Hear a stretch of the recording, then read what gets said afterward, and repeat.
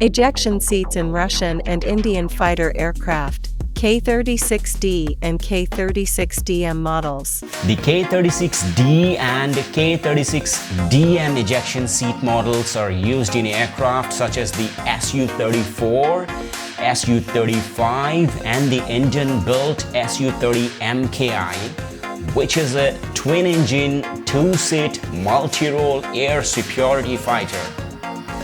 Similar ejection seats are also designed for the Mikoyan MiG-29 and its variants, including the MiG-29K used by the Indian Navy, as well as the Mikoyan MiG-31, the world's fastest interceptor.